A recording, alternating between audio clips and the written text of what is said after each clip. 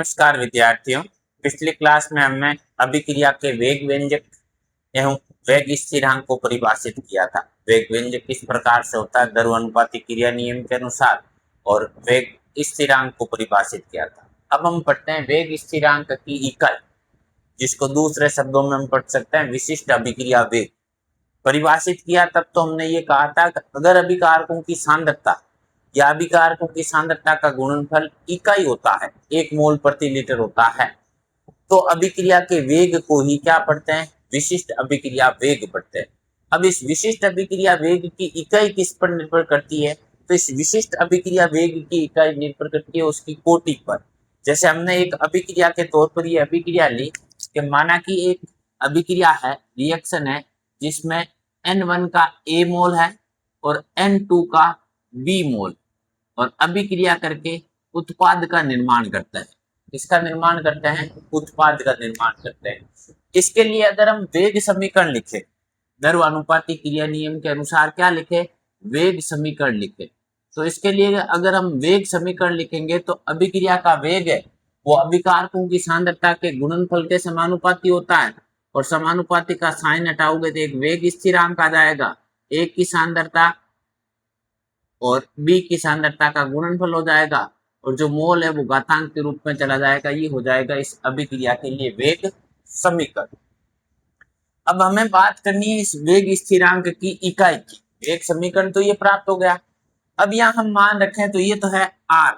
Are का मतलब होता है अभिक्रिया का वेग, और वेग होता है सांद्रता में परिवर्तन अपॉन परिवर्तन के दौरान लगा समय। तो इस वेग की जगह हम ये कह सकते हैं कि वेग का मतलब हुआ अभिकारकों की सांद्रता में हुआ परिवर्तन अपॉन परिवर्तन के दौरान लगा समय। सांद्रता में परिवर्तन अपॉन समय मीन्स ऊपर सांद्रता प्रयुक्त होगी और नीचे इकाई हो जाएगी समय। वेग स्थिरांक की इकाई लिखनी है तो आपने लिख दिया वेग स्थिरांक, जो प्राप्त करना है। यहाँ ए और बी बड़े कोष्टक में बंद करके लिखा है, इसका मतलब यहाँ ए की सांद्रता है, अभिकारक ए की सांद्रता है, जिसके घातांक के रूप में N1 मोल है, और अभिकारक बी की भी क्या है, सांद्रता है, और उसके घातांक के रूप में कितने मोल है, N2 मोल। अब हम जानते हैं कि अगर आधार समान है तो घातांकों का क्या हो जाएगा, योग हो जाएगा। हम ये कह सकते हैं कि N1 प्लस N2 ये है वो डेल्टा N को प्रदर्शित करेगी, और डेल्टा N को आप दूसरे शब्दों में पढ़ सकते हो कोटि। ये किसको प्रदर्शित करेगी, अभिक्रिया की कोटि को प्रदर्शित करेगी। तो आप इस समीकरण की जगह ये पढ़ सकते हो कि सांद्रता में हुआ परिवर्तन अपॉन उस परिवर्तन के दौरान लगा समय मीन्स अभिक्रिया का वेग बराबर वेग स्थिरांक इनटू सांद्रता की पावर डेल्टा एन मीन्स सांद्रता की पावर कोटि। हमें गणना करनी है वेग स्थिरांक की, तो ये सांद्रता इसके गुणनफल में उस तरफ चली जाएगी तो किस में हो जाएगी, भाग में। तो आप ये कह सकते हो वेग स्थिरांक बराबर सांद्रता अपॉन समय इनटू सांद्रता की पावर डेल्टा एन। हमें वेग स्थिरांक की इकाई निकालनी है जो कोटि पर निर्भर करती है। कैसे करती है कि ये भी सांद्रता है, ये भी सांद्रता है। ऊपर जो सांद्रता प्रयुक्त हुई है उसके मोलों की संख्या है 1, नीचे जो सांद्रता प्रयुक्त हुई उसके मोलों की संख्या है डेल्टा एन। अगर ये ऊपर की तरफ जाएगा तो किसका हो जाएगा, माइनस का। तो आप ये पढ़ सकते हो वेग स्थिरांक, जिसको दूसरे शब्दों में आप पढ़ते हो विशिष्ट अभिक्रिया वेग, जिसके लिए आप सिंबल के रूप में लिखते हो के, बराबर क्या बन जाएगा, सांद्रता की power 1 minus delta n, 1 minus कोटि अपॉन समय। ये किसी भी विशिष्ट अभिक्रिया वेग या वेग स्थिरांक की इकाई निकालने का सूत्र होगा। इसकी ही बात आज हम कर रहे हैं। विशिष्ट अभिक्रिया वेग या वेग स्थिरांक की इकाई किस प्रकार से निकाली जाती है, तो ये किसी भी कोटि की अभिक्रिया के लिए होगा। ये आपकी जानकारी में है तो आप उसके लिए वेग स्थिरांक की इकाई लिख सकते।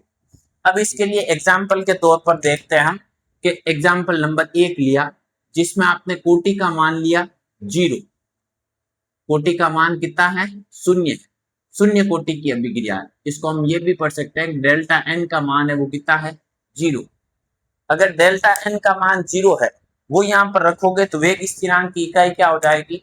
तो इसके लिए वेग स्थिरांक को हम पढ़ लेते हैं शून्य कोटि अभिक्रिया के लिए वेग स्थिरांक बराबर आगे की तरफ क्या है सांद्रता।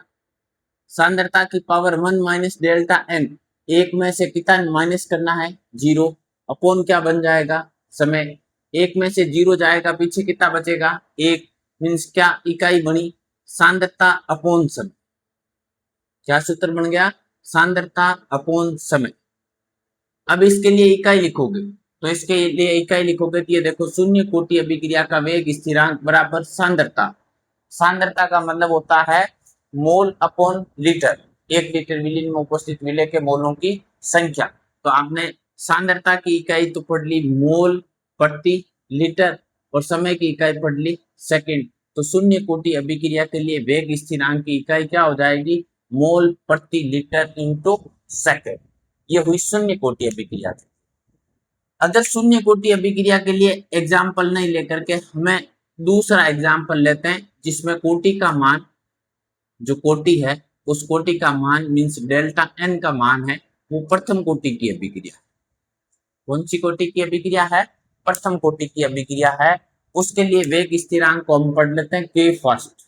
प्रथम कोटि अभिक्रिया के लिए वेग स्थिरांक क्या बनेगा सूत्र यह है सांद्रता की पावर 1 माइनस डेल्टा एन, एक में से डेल्टा एन का मान कितना है 1 अपॉन क्या बच जाएगा समय। अगर एक में से एक जाएगा पीछे कितना बचेगा 0 तो आपने ये लिख दिया। यहाँ सूत्र क्या बन गया सांद्रता की पावर 0 अपॉन समय। आप सब जानते हो या आपकी जानकारी में है अगर किसी पर भी घातांक 0 है आप पर या मुझ पर भी घातांक 0 है तो अगर घातांक 0 हो जाती है तो उसका मान हो जाता है इकाई 1। तो सांद्रता की पावर 0 है तो उसका मान तो कितना हो गया 1 और नीचे की तरफ क्या दे रखा है समय। तो हमें निकालनी है प्रथम कोटि अभिक्रिया के लिए वेग स्थिरांक की इकाई। तो ऊपर तो है 1 और नीचे है समय, समय की इकाई क्या होती है सेकंड, एस के द्वारा प्रदर्शित कर दो नहीं तो SEC लिख दो। तो प्रथम कोटि अभिक्रिया के लिए वेग स्थिरांक की इकाई क्या हो जाएगी प्रति सेकंड। यही सूत्र है किसी भी कोटि के लिए निकाल सकते हो। जैसे प्रथम कोटि के नहीं निकाल करके लिए हम नंबर 3 पर कोटि का मान ले लेते हैं 2। कोटि डेल्टा एन है वो द्वितीय कोटि की है। कौन सी कोटि की है द्वितीय कोटि की है। तो उसके लिए वेग स्थिरांक की इकाई किस प्रकार की होगी तो उसके लिए वेग स्थिरांक की इकाई देखोगे तो ये ले लिया आपने कोटि का मान 2 सांद्रता की power 1 minus delta n means 1 minus delta n का मतलब द्वितीय कोटि की अभिक्रिया अपॉन क्या बन गया समय। एक में से 2 जाएंगे तो किसका बचेगा माइनस का 1 तो आपने ये लिख दिया सांद्रता की पावर -1 अपॉन समय। अगर माइनस का 1 है ये नीचे चला जाएगा तो किसका हो जाएगा प्लस का। तो क्या बन गया 1 बटा सांद्रता इंटू समय, नीचे गया तो प्लस का हो गया तो सांद्रता इंटू समय। अब हमें द्वितीय कोटि अभिक्रिया के लिए वेग स्थिरांक की इकाई लिखनी है। तो द्वितीय कोटि अभिक्रिया के लिए वेग स्थिरांक की इकाई लिखेंगे तो ये तो है सांद्रता। सांद्रता को हम पढ़ते हैं मोल प्रति लीटर में। तो सांद्रता नीचे की तरफ चली गई तो सांद्रता के लिए लिखोगे मोल तो आ गया नीचे और लीटर चला गया ऊपर और समय की इकाई क्या होती है सेकंड। तो सांद्रता द्वितीय कोटि अभिक्रिया के लिए वेग स्थिरांक की इकाई क्या हो जाएगी लीटर प्रति मोल इंटू सेकंड। इस प्रकार से आप किसी भी कोटि अभिक्रिया के लिए वेग स्थिरांक की इकाई निकालने का ये सूत्र जानकारी में रख सकते हो कि वेग स्थिरांक बराबर सांद्रता की power 1 minus delta n upon समय। चाहे वो प्रथम कोटि की है चाहे द्वितीय कोटि की है चाहे भिन्नात्मक कोटि की है, यहाँ डेल्टा एन का मान रख लेना सरल कर लेना ये वेग स्थिरांक की आ जाएगी इकाई। वेग स्थिरांक कहते किसे हैं तो आप ये कह सकते हो किसी भी अभिक्रिया में अभिक्रिया की अभिकारकों की सांद्रता इकाई है या अभिकारकों की सांद्रता का गुणनफल इकाई है तो अभिक्रिया के वेग को ही वेग स्थिरांक कहते हैं। और वेग स्थिरांक की इकाई निकालने का ये सरल सा सूत्र है कि वेग स्थिरांक की इकाई बराबर सांद्रता की power 1 minus delta n upon समय, जहां डेल्टा एन प्रदर्शित करेगा कोटि को। ये हुआ वेग स्थिरांक की इकाई। ये तो हुई विशिष्ट अभिक्रिया वेग की इकाई के शून्य कोटि के लिए होती है मोल प्रति लीटर इंटू सेकेंड, प्रथम कोटि के लिए होती है प्रति सेकेंड, द्वितीय कोटि के लिए होती है लीटर प्रति मोल इंटू सेकेंड, और किसी अन्य कोटि के लिए चाहे ऋणात्मक कोटि के लिए भी निकालते हो तो इकाई निकालने का सूत्र अभी आपने लिखा कि विशिष्ट अभिक्रिया वेग की इकाई बराबर सांद्रता की power 1 minus delta n upon समय। इसमें डेल्टा एन का मान रख करके कोटि की इकाई निकाल सकते हो। महत्वपूर्ण बात है। अब हम बात करते हैं अभिक्रिया की अणुसंख्यता किसे कहते हैं। तो अभिक्रिया की अणुसंख्यता किसे कहते हैं कि किसी भी रासायनिक अभिक्रिया में भाग लेने वाले अणुओं, आयनों व परमाणुओं की जो कुल संख्या होती है उस कुल संख्या को कहते हैं अणुसंख्यता। अगर हम इसको परिभाषित करें तो ये अणुसंख्यता को इस प्रकार से परिभाषित कर सकते हैं कि किसी रासायनिक अभिक्रिया में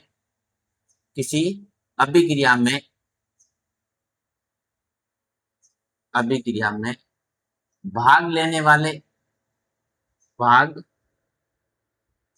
वाले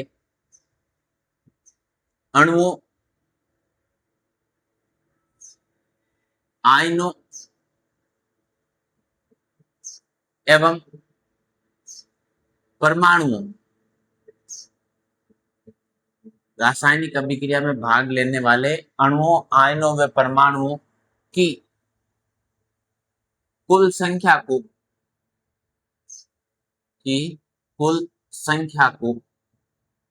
अणुसंख्यता कहते हैं। अणुसंख्यता कहते हैं।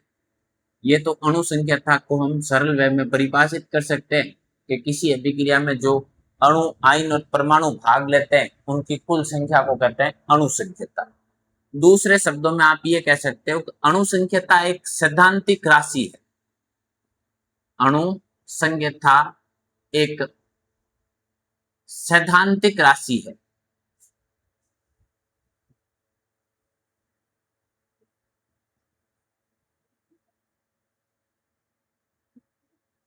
अणुसंख्यता एक सैद्धांतिक राशि या ये एक सैद्धांतिक मान है, और सैद्धांतिक मान होने के कारण इसका मान सदैव पूर्णांक के रूप में प्राप्त होता है। सदैव पूर्णांक के रूप में प्राप्त होता है। सैद्धांतिक राशि है, सैद्धांतिक राशि होने के कारण इसका मान सदैव पूर्णांक के रूप में प्राप्त होता है। इसका मान कभी भी, अणुसंख्यता का मान कभी भी 0 या फिर दशमलव या बिन के रूप में प्राप्त नहीं होता है।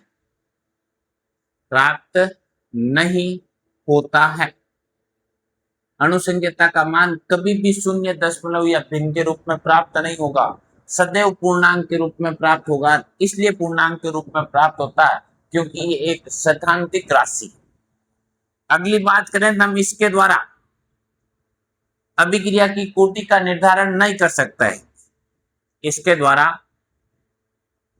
अभिक्रिया की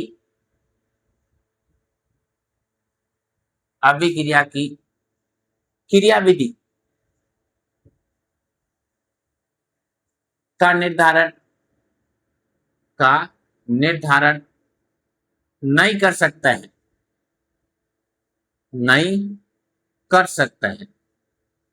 ये नहीं बता सकते हैं कि अणुसंख्यता के आधार पर की अभिक्रिया कितने पदों में पूर्ण होगी और कौन से अभिकारक अणु पर अभिक्रिया का वेग निर्भर करता है। इसके द्वारा कभी भी अभिक्रिया की क्रियाविधि का निर्धारण नहीं किया जा सकता है। अगली बात करें तो सरल अभिक्रियाओं में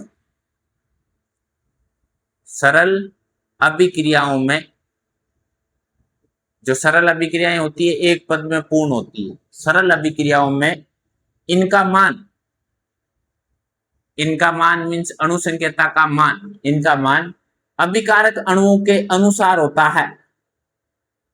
अभिकारक अणुओं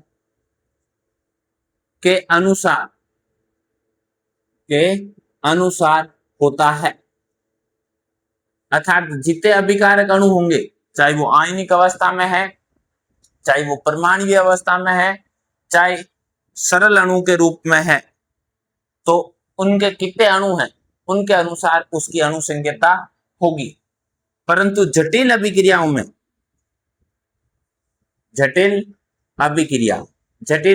का मतलब है ऐसी अभिक्रियाओं से जो 2 या 2 से अधिक पदों में पूर्ण होती है, या जिनमें अभिकारक अणुओं की संख्या 3 या 3 से अधिक होती है। तो अणु संकेता कहती है कि किसी भी रासायनिक अभिक्रिया में अधिकतम 3 अणु एक साथ एक पृष्ठ पर क्रिया कर सकते हैं, 3 से अधिक एक पृष्ठ पर क्रिया नहीं कर सकते हैं। तो जटिल अभिक्रियाओं में इनका मतलब अणु संकेता का इनका कोई महत्व नहीं होता है, कोई महत्व नहीं होता है। जटिल अभिक्रियाएं हैं तो जटिल अभिक्रियाओं में अभिक्रिया की अणु संकेता का कोई महत्व नहीं होता, कोई विशेष प्रभाव उस पर देखने को नहीं मिलता है। एक बार वापस दोबारा देखना। सबसे पहले बात करते हैं हम इसकी अभिक्रिया की अणु संकेता की। परिभाषा पूछ ले 1 नंबर की, किसे कहते हैं? तो किसी भी रासायनिक अभिक्रिया में भाग लेने वाले अणुओं, आयनों व परमाणुओं की कुल संख्या को क्या कहते हैं? अणु संकेता कहते हैं।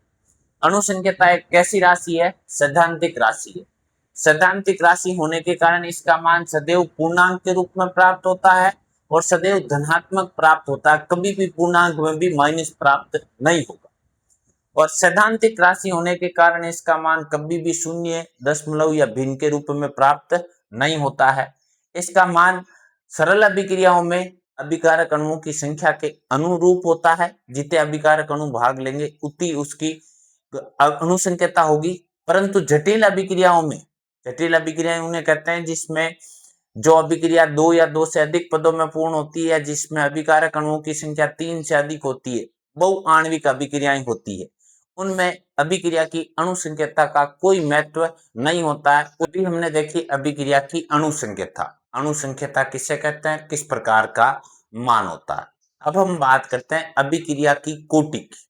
इसकी बात करते हैं अभिक्रिया की कोटि की, जिसको डेल्टा एन के द्वारा प्रदर्शित करते हैं। कोटि को अगर हम परिभाषित करें या कोटि किसे कहते हैं, ये नंबर का प्रश्न आए, तो किसी भी रासायनिक अभिक्रिया में भाग लेने वाले अणुओं, आयनों व परमाणुओं की वह संख्या जिनकी सांद्रता में परिवर्तन होता है। जिन अभिकारक अणुओं की सांद्रता बदलेगी वो कोटि को निर्धारित करेगी। जिन अभिकारक अणुओं की सांद्रता में कोई परिवर्तन नहीं होता वो कोटि निर्धारण में भाग नहीं लेगी। तो अभिक्रिया की कोटि को अगर हम परिभाषित करें तो हम ये कह सकते हैं कि किसी रासायनिक अभिक्रिया में मीन्स किसी अभिक्रिया में भाग लेने वाले, किसी अभिक्रिया में भाग लेने वाले अणुओं, किसी रासायनिक अभिक्रिया में भाग लेने वाले अणुओं, आयनों व परमाणुओं, अणुओं, आयनों व परमाणुओं, अणु भी हो सकता है, आयन भी हो सकता है, परमाणु भी हो सकते हैं। अणु, आयनों या परमाणुओं की वह संख्या जिनकी सांद्रता में परिवर्तन होता है, जिनकी सांद्रता में परिवर्तन होता है उसे कोटि कहते हैं। उसे अभिक्रिया की कोटि या कोटि कहते हैं। यह अभिक्रिया की कोटि की बात हुई।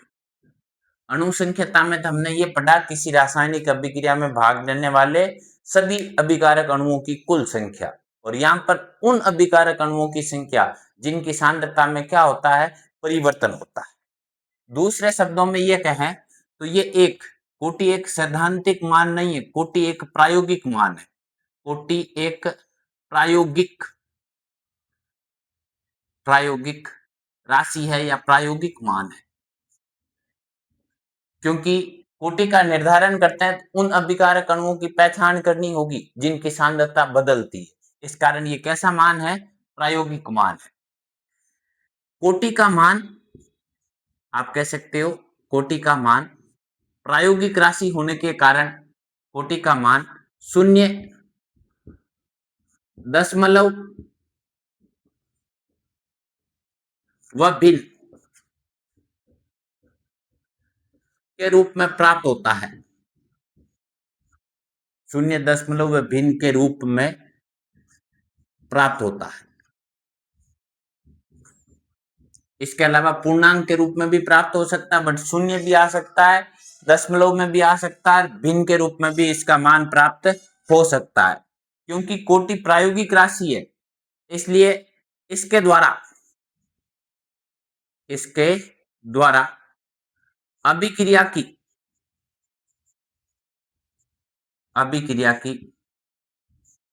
क्रियाविधि का निर्धारण किया जाता है। इसके द्वारा अभिक्रिया की क्रियाविधि का निर्धारण होता है।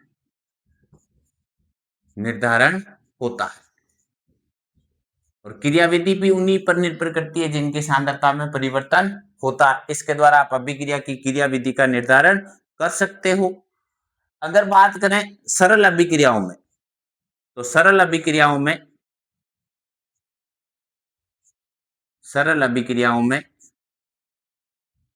इनका मान अभिकारक अणुओं के अनुसार होता है। अभिकारक अणुओं के अनुसार होता है। परंतु अगर अभिक्रिया जटिल है तो जटिल अभिक्रियाओं में कोटि का निर्धारण उस पद के द्वारा होता है जो मंद गति से संपन्न होता है। तो हम दूसरे शब्दों में ये कह सकते हैं, जटिल अभिक्रियाओं में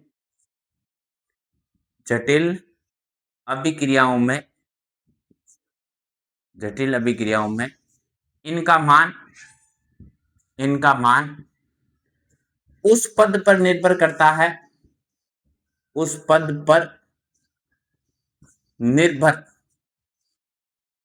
है जो मंद गति से पूर्ण होता है। जो मंद गति से पूर्ण होगा उस पर निर्भर करेगा। एक बार दोबारा देखना, देखे हम बात करते हैं अभिक्रिया की कोटि की। किसे कहते हैं? कि किसी रासायनिक अभिक्रिया में भाग लेने वाले अणुओं, आयनों व परमाणुओं की वह संख्या जिनकी सांद्रता में परिवर्तन होता है उसे अभिक्रिया की कोटि कहते हैं। कोटि एक प्रायोगिक राशि है। प्रायोगिक राशि होने के कारण इसका मान पूर्णांक के साथ साथ इसका मान 0.0 व भिन्न के रूप में प्राप्त होता है। अगली बात करें तो इसके द्वारा अभिक्रिया की क्रियाविधि का निर्धारण किया जा सकता है। किसी भी अभिक्रिया की क्रियाविधि निर्धारित कर सकते हो। इस सरल अभिक्रियाओं में इसका मान अभिक्रिया की अणु संख्या के अनुसार, अणुओं के अनुसार होता है। परंतु जटिल अभिक्रियाओं में इनका मान उस पद पर निर्भर करता है जो मंद वेग से संपन्न होता है, धीमी गति से संपन्न होगा, उस पर अभिक्रिया की कोटि का मान निर्भर करेगा। अब हम इसकी एक उदाहरण लेकर के देख लेते हैं। पहले हमने ले लिया सरल अभिक्रिया के लिए। सरल अभिक्रिया एक सरल सी अभिक्रिया है जो एक पद में पूर्ण होती है, जिसमें आपने ले लिया C2H5Cl एथिल क्लोराइड। इस एथिल क्लोराइड से बन जाता है एथीन प्लस HCl। इसमें अभिकारक अणुओं की संख्या है 1। इसका आप अगर वेग समीकरण लिखोगे इस अभिक्रिया के लिए, इसका वेग समीकरण, तो इसका वेग समीकरण प्राप्त होगा R बराबर K इंटू एथिल क्लोराइड की सांद्रता, C2H5Cl की सांद्रता। तो अब यहाँ पर अभिकारक अणुओं की जो घातांक है उनका योग ही कोटि को कहलाता है। तो इसके लिए डेल्टा N का मान लिखोगे तो इसके डेल्टा N का मान होगा 1, मीन्स ये प्रथम कोटि की अभिक्रिया होगी। दूसरी बात, इसकी बात करें हम अणु संकेता की, तो इसमें अभिकारक अणुओं की संख्या देखोगे तो इसमें अभिकारक अणुओं की संख्या भी 1 है, तो अभिकारक अणुओं की संख्या भी कितनी होगी 1। तो सरल अभिक्रिया में जितनी अणुसंख्यता होती होती है कोटि। दूसरा एग्जाम्पल बात लें, सरल अभिक्रिया नहीं लेकर के हम ले लेते हैं जटिल अभिक्रिया। जटिल अभिक्रिया जो 2 या 2 से अधिक पदों में पूर्ण होती है। जैसे जटिल अभिक्रियाओं में आपने ले लिया 2 मोल N2O5 नाइट्रोजन पेंटाऑक्साइड का अपघटन किया तो आपको प्राप्त हो गया NO2 के 4 मोल प्लस ऑक्सीजन का मोल। इसमें अभिक्रिया का वेग समीकरण लिखोगे, इसके लिए अभिक्रिया का वेग समीकरण लिखोगे, मीन्स R का मान लिखोगे, R बराबर K इंटू N2O5 की सांद्रता की घातांक 1। मतलब 2 मोल होते हैं, उसमें 1 मोल पर ही अभिक्रिया का वेग निर्भर करता है, दूसरे मोल पर अभिक्रिया का वेग निर्भर नहीं करता है, क्योंकि दूसरे पद में अभिक्रिया वो तीव्र वेग से संपन्न होती है। इसके लिए अभिक्रिया की कोटि देखोगे तो इसके लिए अभिक्रिया की कोटि का मान होगा 1, और इसके लिए अभिक्रिया की अणुसंख्यता देखोगे तो इसके लिए अभिक्रिया की अणुसंख्यता का मान होगा 2, जिसके लिए कोटि अणुसंख्यता भिन्न भिन्न प्रकार की होती है, उस अभिक्रिया को कहा जाता है जटिल अभिक्रिया। एक हम कोटि के लिए ये बात भी कह सकते हैं, जो वेग समीकरण में घातांकों का योग होता है, वेग समीकरण में घातांकों का योग, घातांकों का योग कोटि को प्रदर्शित करता है, कोटि को दर्शाता है। वेग समीकरण में जो घातांकों का योग है, ये घातांकों का योग किसको प्रदर्शित करेगा, कोटि को प्रदर्शित करेगा। उदाहरण के तौर पर हमने एक समीकरण लिख दिया जिसमें A plus B plus C अभिक्रिया करके बनाती है P। इसके लिए वेग समीकरण इस प्रकार का है, वेग समीकरण जिसमें R को प्रदर्शित किया जाता है, R बराबर K A की पावर 1 B की पावर 2 और C की पावर 1.5। और आपसे पूछे इसके लिए अभिक्रिया की कोटि, तो इसके लिए अभिक्रिया की कोटि देखोगे तो अभिकारक अणु है A, B और C। वेग समीकरण में A की पावर प्रयुक्त हुई है 1, B की पावर प्रयुक्त हुई है 2 और C की पावर प्रयुक्त हुई है 1.5। सभी घातांकों का योग कर लो, योग कर लोगे तो कितना हो जाएगा 4.5।